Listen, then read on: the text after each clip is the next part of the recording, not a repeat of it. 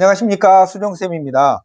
자, 오늘 내용은 진학사 배치표와 다른 배치표가 충돌하는 상황을 어떻게 해석할 건지와 안정, 적정, 상향, 위험 등을 적절하게 선택하는 저의 경험치를 설명드리려고 합니다. 요 며칠 사이에 이런 질문을 상당히 많이 주셔서 제가 유튜브로 한번 딱 찍어서 조언을 드리려고 한 거고, 이건 절대적으로 옳다 이렇게 해라 라는 게 아니니까 다른 의견이 있으시더라도 댓글을 사용합니다.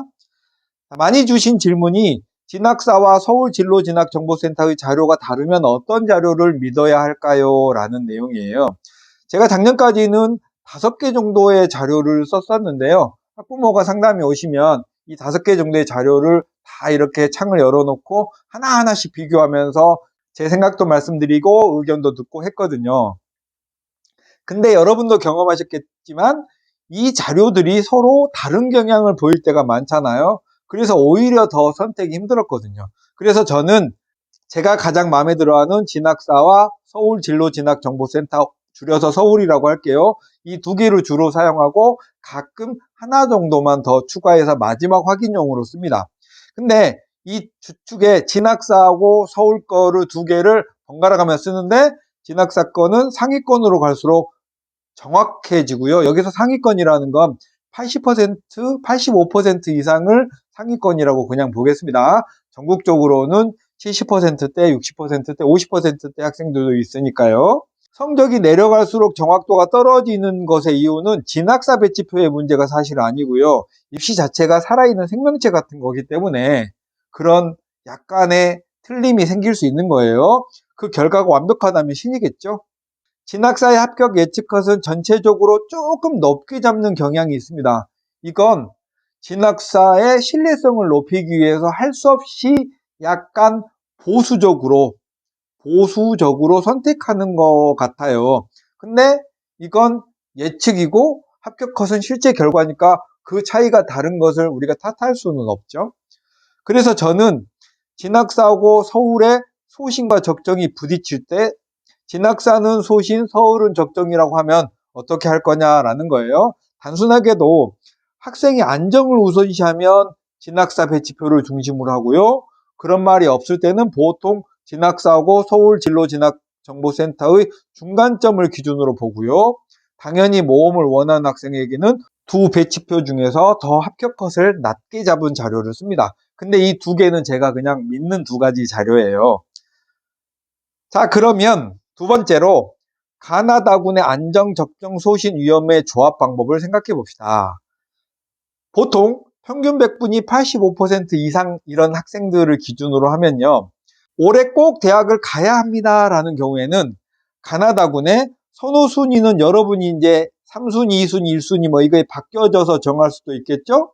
그리고 만약에 3순위라면 진학사는 7칸이나 8칸, 서울은 안정, 나군은 2순위라면 5칸 또는 6칸 안정, 다군이 1순위라면 3칸, 그리고 서울은 적정. 이 정도의 느낌으로 잡아요. 이게 보통 그냥 다른 분들도 많이 하는 일반적이고요. 말씀드렸듯이 가나다군의 선호 순위는 학과나 개인 취향에 따라 바뀔 수 있고요. 진학사에서 한 칸 확률의 10%랑 똑같아요.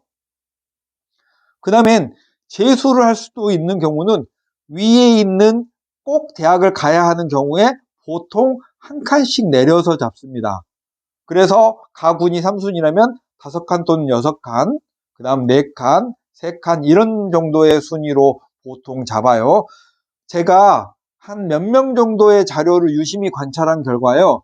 진학사하고 서울이 보통 100분이 한 85% 정도를 기준으로 보면 진학사가 합격컷을 살짝 높게 잡는 경향이 있어요. 그래서 여기에 있는 것도 대체로 이런 표들로 나타날 거예요. 이 내용은 성적대에 따라 조금 다를 수 있습니다. 세 번째, 재수가 결정되었지만 혹시나 하는 마음으로 쓰는 거예요. 그러면 위에 것 쭉 다시 낮추면 3칸, 3칸, 2칸. 그런데 여기에 한 칸은 웬만하면 쓰지 마세요. 정말 합격하는 경우를 본 적이 없습니다. 그러니까 최소한 2칸, 3칸, 4칸 이 정도로 잡아서 쓰시는 게 일반적이라고 생각합니다. 다만 제가 여러분에게 전 재수학원에서 오래 근무한 선생으로서 말씀을 드리자면 재수가 결정이 되었더라도 대학 합격증을 받아보는 건 재수 자신감 측면에서 권장할 만한 일이에요. 그리고 자신의 성적이 어느 정도인지 냉정하게 자신의 올해 실력이 어느 정도인지를 판단해 보는 건 재수할 때 초심을 유지하는 측면에서 좋습니다. 그래서 꼭 요 정도 이상으로는 써 주셔야 되고요. 막 한 칸 한 칸 한 칸짜리 초상향으로 3개 쓰시는 건 열정 낭비입니다. 그렇게 하지 마세요. 왜냐면 이 정시의 원서를 쓰는 것까지가 내년에 재수하면서 가져가야 될 경험치거든요. 그래서 합격하는 연수까지 해보려면 최대한 요거보다 같거나 조금 더 합격 확률을 높여서 쓰는 게 좋습니다. 다만 여러분, 제가 여러분에게 꼭 강조드리고 싶은 말은 이거예요. 위에 거 뭐 안정, 적정, 소신 이런 걸 선택하는 것만큼이나 중요한 게 지원을 하고 나서 합격하면 기쁘게 다닐 것이냐 하는 문제예요. 요즘 대학들이 많이 하는 고심이 뭐냐면 중도 이탈이에요. 자퇴가 대학교에 그렇게 많습니다. 그러니까 여러분도 합격을 하면 기쁘게 다니지 않을 곳을 원서를 쓰는 건 무의미한 일입니다. 꼭 10번, 100번 내가 이 학과에 합격하면 기쁘게 다닐 거냐를 생각해보고 결정을 해요. 기쁘게 다니지 않을 거라면 원서는 무조건 안 쓰는 게 옳습니다.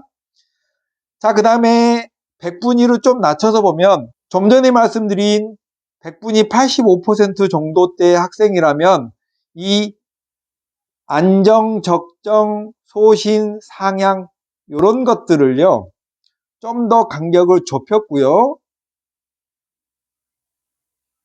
100분위가 낮아질수록 이 간격을 좀 벌렸습니다. 그래서 올해 꼭 대학을 간다. 뭐 예를 들면 지방대에 원서를 쓴다면 진학사는 8칸 이상, 하나는 확실하게 안정권으로 잡아두고 5칸 또는 6칸도 저는 진학사 기준으로 말하면 5칸, 6칸이면 한 7, 80% 정도 합격 확률이 있는 걸로 제가 경험했어요. 그러니까 이런 정도의 느낌으로 써야 되고요. 그래도 쫄리면 이 중간 걸 조금 더 높이시면 되겠습니다.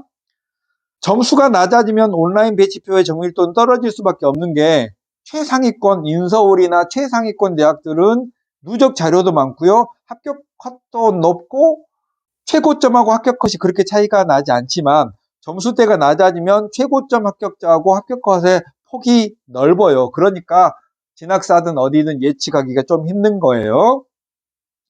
자, 두 번째, 재수할 수도 있는 경우는 6칸, 5칸 또는 4칸, 3칸 요 정도로 잡아두면 됩니다. 조금 더 모험을 올린 거죠.